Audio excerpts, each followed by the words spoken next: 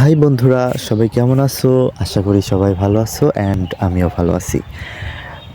তো আমি আজকে তোমাদেরকে গিয়ে লাভ স্টোরি শোনাবো। তো গল্পর নাম হলো শেষবার দেখা। তো বন্ধুরা, দেরি না করে চলো শুরু করা যাক।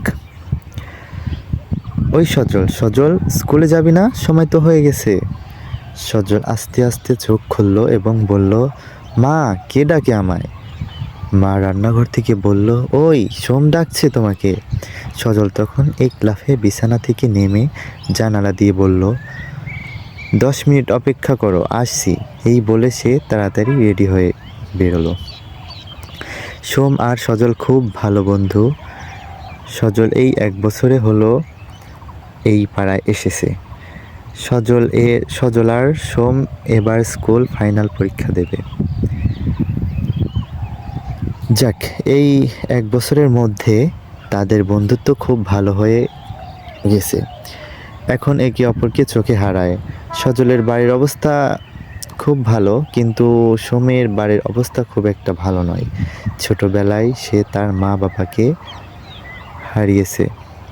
সোমের ছোটবেলাটি খুব কষ্ট করে কেটেছে। সে তার দাদু দিদার কাছে মানুষ হয়েছে, খুব কষ্ট করেছে, লেখাপড়া করেছে। সোম যখন ক্লাস 9-এ পড়ে তখন সে জানতে পারে সে সমকামী। আর এরপর থেকে সে কেমন একা একা থাকা শুরু করলো। কেউ সঙ্গে মেলামেশা করতো না। সজলের সাথেই তার এই প্রথম এত ভালো বন্ধুত্ব হয়ে ওঠা। তো বন্ধুরা, এটা হচ্ছে প্রথম পার্ট ছিল।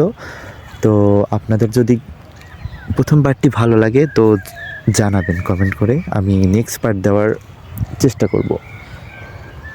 আল্লাহ হাফিজ।